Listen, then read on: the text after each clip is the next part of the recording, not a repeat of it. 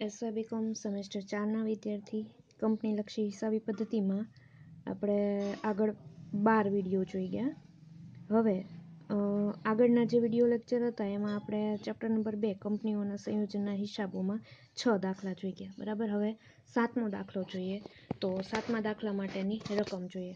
આ ફૂલ ફ્લેટ દાખલો હશે અને આગળના જે આપણે દાખલા જોઈ ગયા એ ફૂલ ફ્લેટ દાખલા હતા. બરાબર. એના માટેની રકમ જોઈએ.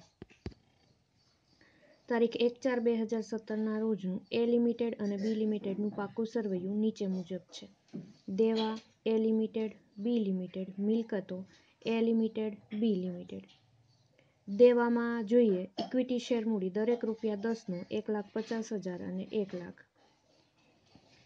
એના પછી 10%ના ડિબેન્ચર એ લિમિટેડમાં 50,000 છે, બી લિમિટેડમાં નથી. 12%ના ડિબેન્ચર્સ એ લિમિટેડમાં નથી, બી લિમિટેડમાં 1 લાખના છે. એના પછી મિલકતો પ્લાન્ટ મશીનરી 2,30,000, 1,10,000. એના પછી સ્ટોક 80,000 અને 90,000. એના પછી દેવાદારો 30,000 અને 20,000. એના પછી રોકડ અને બેંક 60,000 અને 80,000. બરાબર. આગળ રકમ જોઈએ. મૂડી દેવા બાજુ જે આપ્યું છે નફા નુકસાન ખાતું એ લિમિટેડમાં 30,000, બી લિમિટેડમાં 60,000. અનામત એ લિમિટેડમાં 70,000, બી લિમિટેડમાં નથી. એના પછી લેણદારો 1 લાખ અને 40,000. બંને બાજુનું ટોટલ આપ્યું છે એ લિમિટેડનો 4 લાખ, બી લિમિટેડનો 3 લાખ. એના પછી આગળના પેરેગ્રાફમાં કીધું છે ઉપરની બંને કંપનીઓનું સંયોજન કરવાનું નક્કી કર્યું અને નવી એબી લિમિટેડ કંપનીની સ્થાપના કરી. શરતો નીચે મુજબ નક્કી થઈ. બરાબર.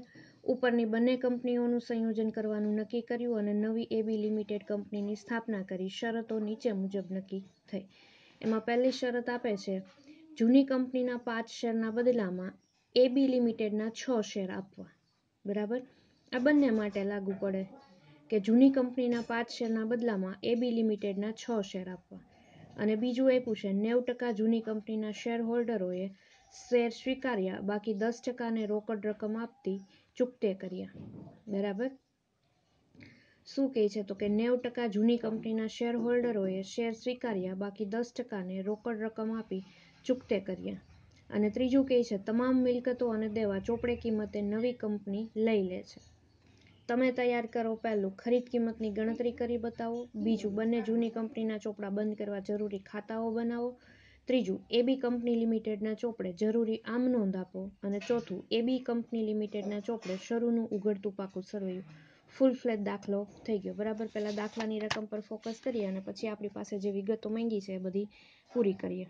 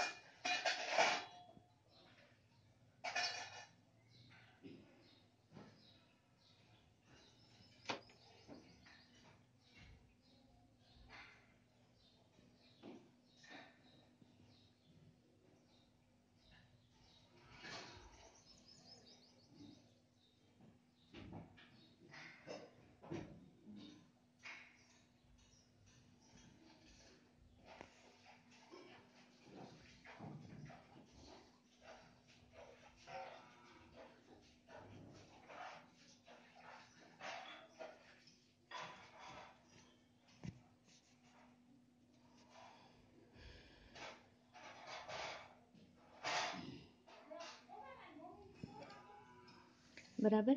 આ થઈ ગઈ રકમ. હવે આપણે ચારે ચાર વિગતો જે માંગેલી છે, પહેલી ખરીદ કિંમતની ગણતરી કરી બતાવો, બીજું બંને જૂની કંપનીના ચોપડા બંધ કરવા જરૂરી ખાતાઓ, ત્રીજું એબી કંપની લિમિટેડના ચોપડે જરૂરી આમ નોંધ, અને ચોથું એબી કંપની લિમિટેડના ચોપડે શરૂનું ઉઘડતું પાકું સર્વે. બરાબર. દાખલાની ગણતરી આપણે શરૂ કરીએ.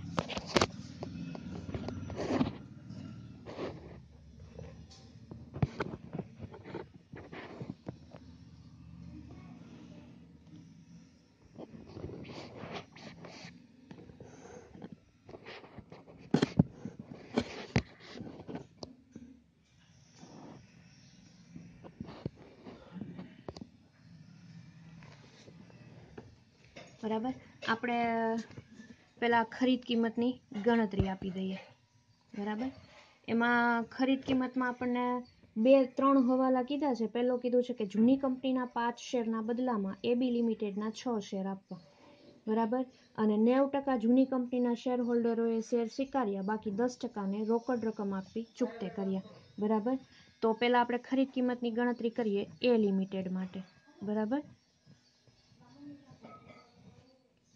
એ લિમિટેડ માટે ગણતરી કરવાની થાય તો સૌથી પહેલાં તો ઇક્વિટી શેર. બરાબર.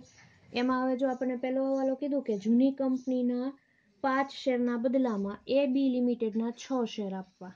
બરાબર. તો ઇક્વિટી શેર 5 શેરના બદલામાં 6 શેર આપવા. તો શેર આપેલા છે કેટલા? તો કે એ લિમિટેડની મૂડી આપી છે 1,50,000. 1,50,000 ભાગ્યા 10 કરીએ એટલે કેટલા થાય? તો કે 15,000 શેર થાય. બરાબર. તો 15,000 ગુણ્યા 6 છેદમાં 5 એટલે કેટલા શેર મળે? તો કે 15,000 ગુણ્યા 6 ભાગ્યા 5 એટલે 18,000 શેર મળે. બરાબર. 18,000 શેર. દરેક રૂપિયા કેટલાનો છે? તો કે 10નો. અને 90% જૂની કંપનીના શેર હોલ્ડરો શેર સ્વીકારે છે. બરાબર. અને બાકીની 10% રોકડ આપે છે. એટલે 90%. એટલે 18,000 શેર ગુણ્યા 10 ગુણ્યા 90%. બરાબર. એટલે મળશે 1,62,000. આ ઇક્વિટી શેર આપે છે. એમાં એવું કીધું છે કે દરેક જૂની કંપનીના 5 શેરના બદલામાં એબી લિમિટેડના 6 આપવાના. તો 5ના બદલામાં 6 આપે છે તો 15,000 શેર હોય ત્યારે કેટલા? એટલે 18,000 શેર મળે છે. કેટલાનો એક છે? તો કે 10નો. અને કેટલા? તો કે 90% શેર હોલ્ડર છે શેર સ્વીકાર્યા, બાકીની 10% રોકડ રકમ આપે છે. તો હવે રોકડ માટેની ગણતરી કરવી પડશે એ જ રીતે. બરાબર. રોકડ તો આપણી પાસે આવ્યા હતા કેટલા? તો કે એ જ રીતે 18,000 શેર. બરાબર. ગુણ્યા કેટલા? તો કે 10%. 18,000 ગુણ્યા 10 રૂપિયા. બરાબર. 10 રૂપિયા ગુણ્યા 10%. થઈ ગયા આ બે 90% શેર અને 10% રોકડ. બરાબર. એટલે મળશે 18,000 ગુણ્યા 10 ગુણ્યા 10%. એટલે મળશે 18,000. એ લિમિટેડની કુલ ખરીદ કિંમત કેટલી મળી? બરાબર. એટલે મળે 1,80,000. આ એ લિમિટેડની થઈ ગઈ. બરાબર. એ જ રીતે હવે આપણે બી લિમિટેડની ગણતરી કરીએ.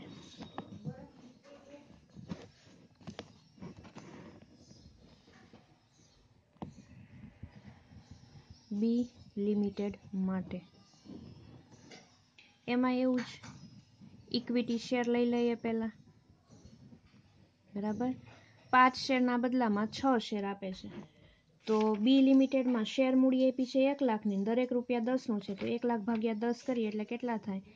10,000 શેર. બરાબર. તો 10,000 ગુણ્યા 6 છેદમાં 5. 10,000 ગુણ્યા 6 છેદમાં 5 એટલે કેટલા થાય? તો કે 12,000 શેર. બરાબર. 12,000 શેર ગુણ્યા 10 ગુણ્યા 90%. એટલે મળશે 1,08,000. બરાબર. એ જ રીતે રોકડ તો 12,000 શેર, દરેક ₹10 અને દરેક 10%, બરાબર 10% રોકડ આપે છે. 12,000 ગુણ્યા 10 ગુણ્યા 10%, એટલે રોકડ મળશે 12,000ની, બરાબર. બી લિમિટેડ માટે ખરીદ કિંમત થશે 1,08,000 પ્લસ 12,000 એટલે 1,20,000, બરાબર. આ ખરીદ કિંમત. એ લિમિટેડની ખરીદ કિંમત થઈ ગઈ 1,80,000, બી લિમિટેડની થઈ ગઈ 1,20,000, બરાબર. આ પહેલો જવાબ આપણો તૈયાર. એના પછી આપણને બીજો કીધું છે કે બંનેના જૂની કંપનીના ચોપડા બંધ કરવા જરૂરી ખાતાઓ, બરાબર. તો આપણે પહેલું હેડિંગ આપીશું એ લિમિટેડના ચોપડામાં જરૂરી ખાતાઓ. એમાં આપણે બનાવીશું માલ મિલકત નિકાલ ખાતું, વિગત રકમ, વિગત રકમ. એના પછી આપણે બનાવીશું બીજું ખાતું એબી લિમિટેડનું ખાતું, વિગત રકમ, વિગત રકમ. અને આપણે ત્રીજું ખાતું બનાવીશું એબી લિમિટેડના ઇક્વિટી શેરનું ખાતું, વિગત રકમ, વિગત રકમ, બરાબર. એના પછી ચોથું બનાવીશું રોકડ ખાતું, વિગત રકમ, વિગત રકમ. અને પાંચમું બનાવીશું પરચુરણ ઇક્વિટી શેર હોલ્ડર્સનું ખાતું, વિગત રકમ, વિગત રકમ, બરાબર. એ જ રીતે આપણે બી કંપની લિમિટેડના ચોપડામાં જરૂરી ખાતા બનાવીશું માલ મિલકત નિકાલ ખાતું, બરાબર. એના પછી બનાવીશું એબી લિમિટેડનું ખાતું. એના પછી ત્રીજું બનશે એબી લિમિટેડના ઇક્વિટી શેરનું ખાતું. એના પછી ચોથું બનશે રોકડ ખાતું. અને એના પછી પાંચમું બનશે પરચુરણ ઇક્વિટી શેર હોલ્ડર્સનું ખાતું, બરાબર.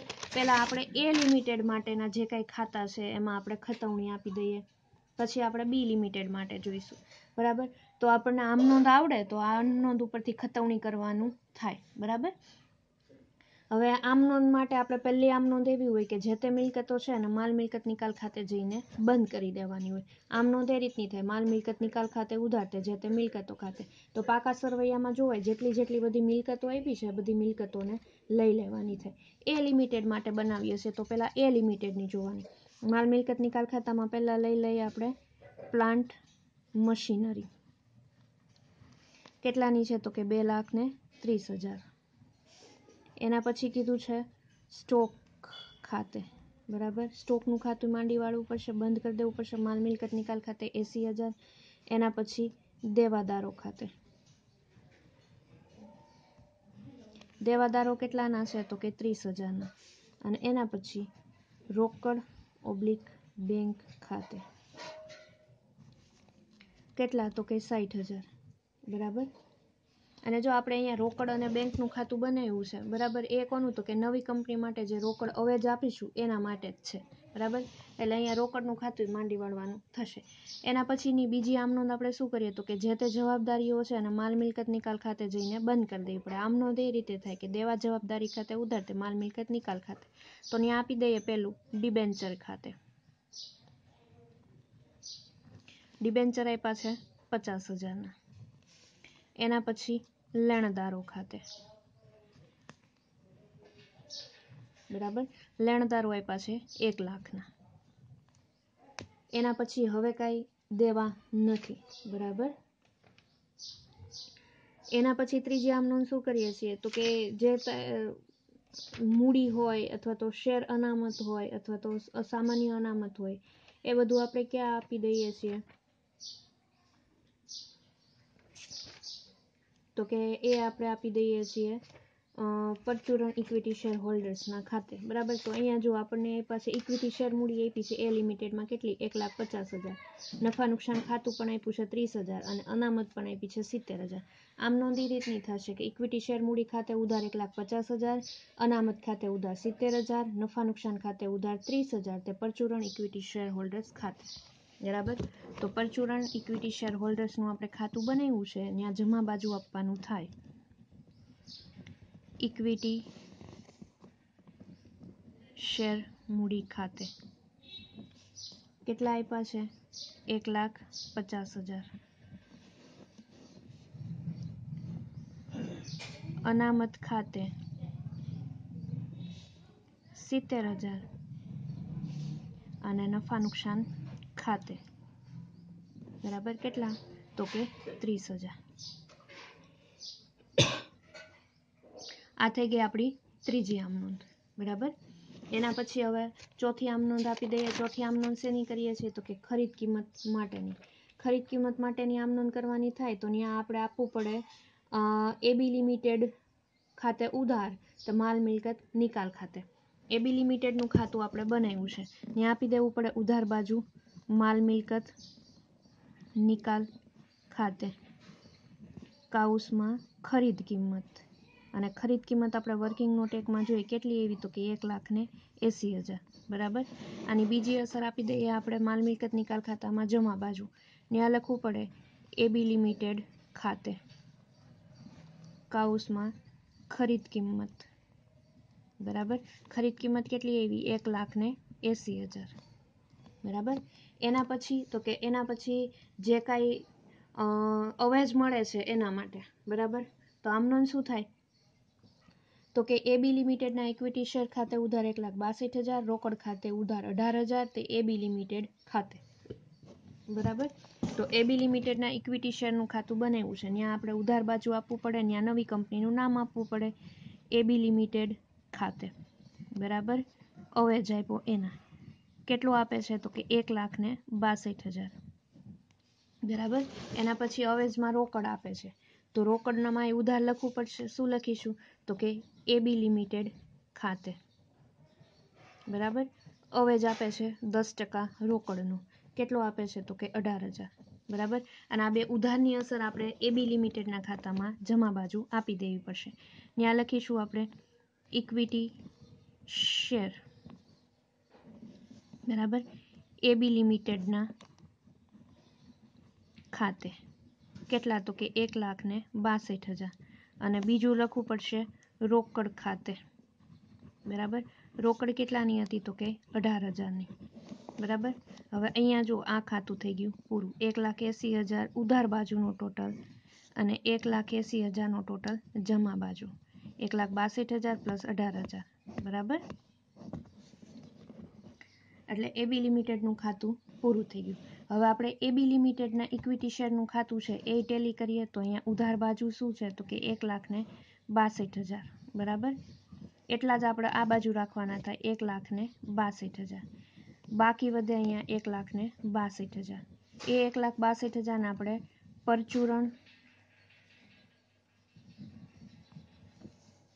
પરચુરણ ઇક્વિટી શેર હોલ્ડર્સ ખાતે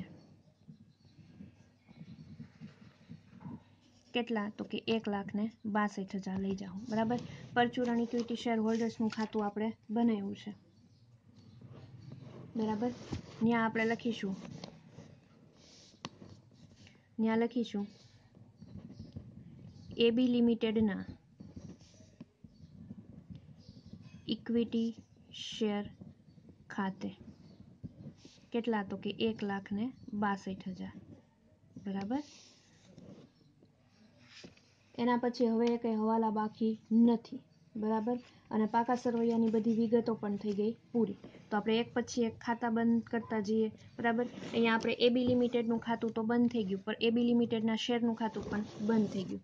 રોકડનું ખાતું બંધ કરી દઈએ, રોકડનું ખાતું બંધ કરી દઈએ તો અહીંયા 18,000 ઉધારનો ટોટલ આવે છે બરાબર.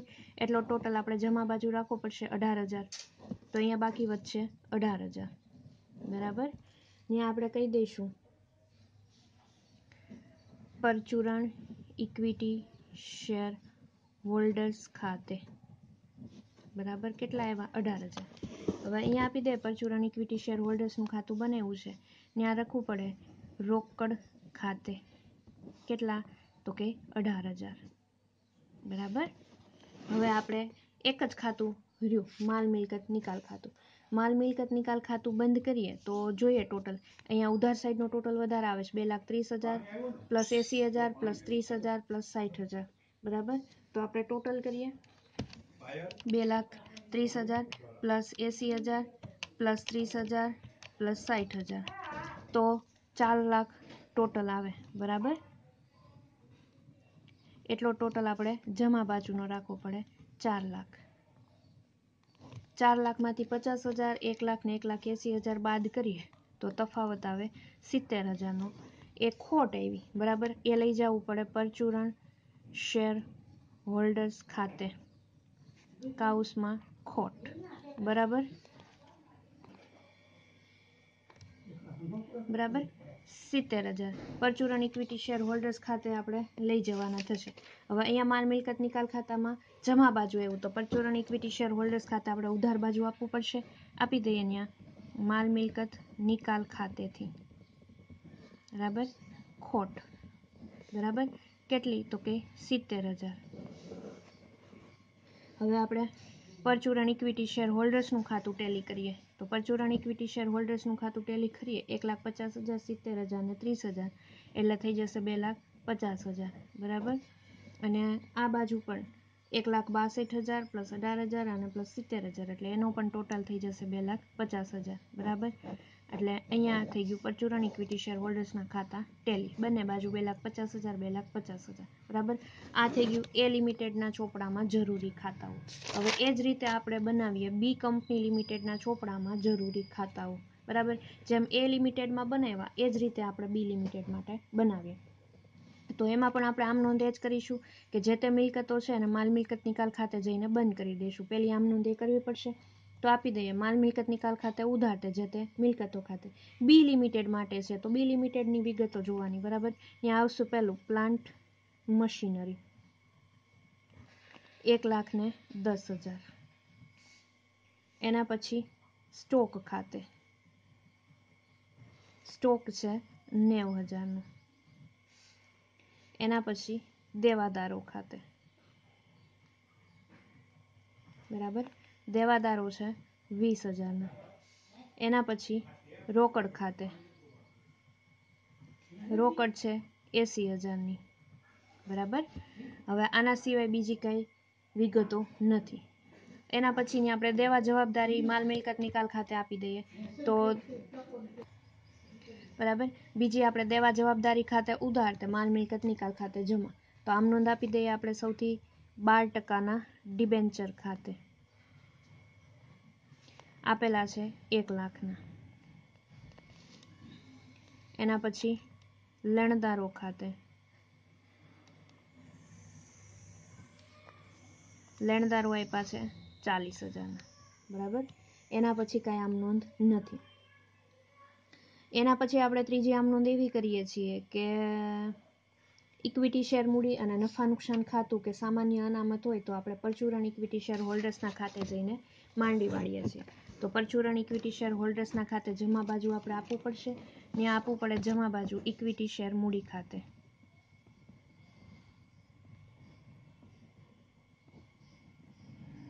બરાબર. ઇક્વિટી શેર મૂડી આપી છે 1,00,000ની. એના પછી નફા નુકસાન ખાતું, બરાબર. કેટલું આપ્યું છે તો કે 60,000, બરાબર. એના પછીની ચોથી આમ નોંધ આપીએ છીએ આપણે તો કે ખરીદ કિંમત માટેની. તો ખરીદ કિંમત માટેની આપવાની થાય તો એબી લિમિટેડ ખાતે ઉધાર તે માલ મિલકત નિકાલ ખાતે.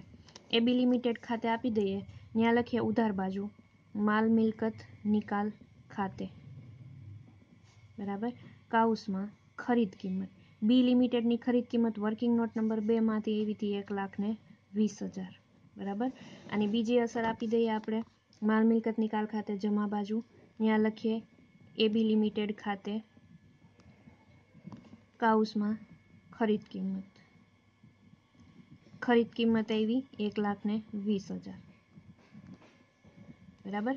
હવે ખરીદ કિંમતનો અવેજ મળે એના માટે આમ નોંધ કરવાની હોય તો ખરીદ કિંમતના અવેજમાં ઇક્વિટી શેર અને રોકડ બંને મળે છે. તો આમ નોંધ એમ થાય કે એબી લિમિટેડના ઇક્વિટી શેર ખાતે ઉધાર 1,08,000, રોકડ ખાતે ઉધાર 12,000 તે એબી લિમિટેડ ખાતે, બરાબર. તો એબી લિમિટેડના શેર ખાતે ઉધાર આપી દઈએ, ત્યાં લખવું પડે એબી લિમિટેડ ખાતે કાઉસમાં આપી દઈએ અવેજ.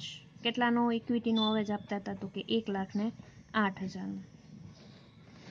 એના પછી રોકડ આપી દઈએ, રોકડ કેટલાનું આપતા હતા તો ત્યાં આપી દઈએ ઉધાર બાજુ એબી લિમિટેડ ખાતે કાઉસમાં અવેજ, બરાબર.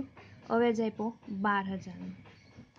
અને આને જમા બાજુ એબી લિમિટેડમાં જમા બાજુ અસર આપી દઈએ, ત્યાં લખીએ એબી લિમિટેડના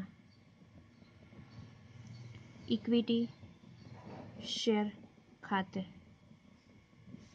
1,08,000 અને રોકડ ખાતે 12,000 બરાબર.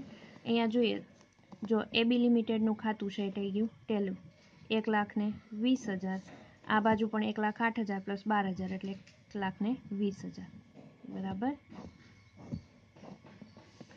એના પછી એબી લિમિટેડનું ખાતું ટેલી થઈ ગયું. એના પછી એબી લિમિટેડના ઇક્વિટી શેર માટે આપી દઈએ. તો એબી લિમિટેડના ઇક્વિટી શેર માટે આપીએ. ઉધાર બાજુનો ટોટલ કેટલો છે? 1,08,000. એટલો ટોટલ આપણે જમા બાજુ રાખીએ 1,08,000. 1,08,000 અહીંયા પણ કેટલા? તો કે 1,08,000 બરાબર. અહીંયા આપવું પડે આપણે પરચુરણ ઇક્વિટી શેર હોલ્ડર્સ ખાતે બરાબર. આને લઈ જઈએ પરચુરણ ઇક્વિટી શેર હોલ્ડર્સ ખાતે. તો પરચુરણ ઇક્વિટી શેર હોલ્ડર્સના ખાતામાં આપણે ઉધાર બાજુ આપવું પડશે. ત્યાં આપી દઈએ એબી લિમિટેડના ઇક્વિટી શેર ખાતે કેટલા? તો કે 1,08,000 બરાબર. એના પછી રોકડનું ખાતું એ જ રીતે બંધ કરી દઈએ. રોકડનું ખાતું ઉધાર બાજુનો ટોટલ આવે છે 12,000. એટલો ટોટલ આવે છે જમા બાજુનો 12,000 બરાબર. તો અહીંયા બાકી ખૂટશે 12,000. એને લઈ જઈએ આપણે પરચુરણ ઇક્વિટી શેર હોલ્ડર્સ ખાતે 12,000 બરાબર. અને પરચુરણ ઇક્વિટી શેર હોલ્ડર્સના ખાતામાં ઉધાર બાજુ આપી દઈએ રોકડ ખાતે 12,000 બરાબર. આના સિવાય હવે કંઈ નથી વિગતો બરાબર. એ કંઈ હવાલા બાકી નથી, પાકા સરવૈયાની એ કંઈ વિગત બાકી નથી. તો માલ મિલકત નિકાલ ખાતું આપણે બંધ કરીએ. માલ મિલકત નિકાલ ખાતું બંધ કરીએ તો ઉધાર સાઈડનો ટોટલ વધારે આવે છે 1,10,000, 90,000, 20,000 અને 80,000 એટલે ટોટલ થાય છે 3 લાખ બરાબર.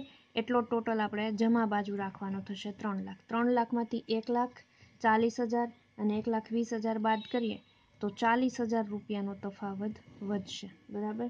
ત્યાં આપી દઈએ પરચુરણ ઇક્વિટી શેર હોલ્ડર્સ ખાતે બરાબર 40,000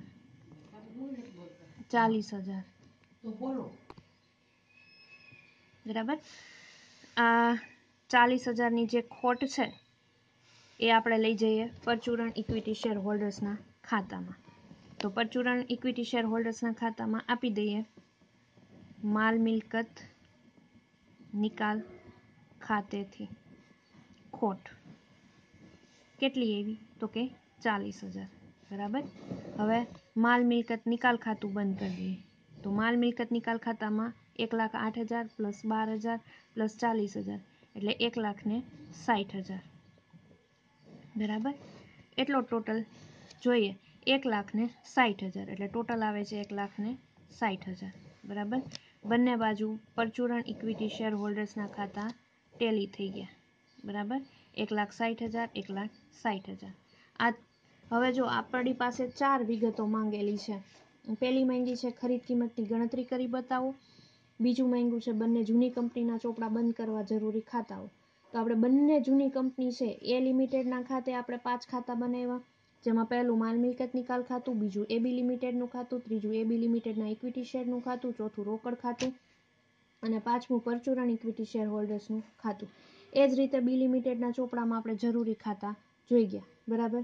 એમાં પહેલું માલ મિલકત નિકાલ ખાતું, બીજું એબી લિમિટેડનું ખાતું, ત્રીજું એબી લિમિટેડના ઇક્વિટી શેરનું ખાતું, ચોથું રોકડ ખાતું, પાંચમું પરચુરણ ઇક્વિટી શેર હોલ્ડર્સનું ખાતું.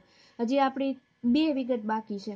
4 વિગત કુલ માંગી છે એમાંથી આપણે 2 તૈયાર કરી ખરીદ કિંમતની ગણતરી કરી બતાવો અને બીજી માંગી બંને જૂની કંપનીના ચોપડા બંધ કરવા જરૂરી ખાતાઓ. ત્રીજી અને ચોથી વિગત બાકી છે એબી કંપની લિમિટેડના ચોપડે જરૂરી આમ નોંધ અને ચોથું છે એબી કંપની લિમિટેડના ચોપડે શરૂનું ઉઘડતું પાકું સરવૈયું. એ આપણે નેક્સ્ટ વિડીયો લેક્ચરમાં આના પછીનો જે વિડીયો લેક્ચર છે એમાં આપણે પૂરું કરીશું. હવે જો અહીંયા પરીક્ષાલક્ષી પ્રશ્ન પૂછ્યો હોય ને એમાં 4 મુદ્દા કોઈ દિવસ એક સાથે પૂછાય નહીં બરાબર.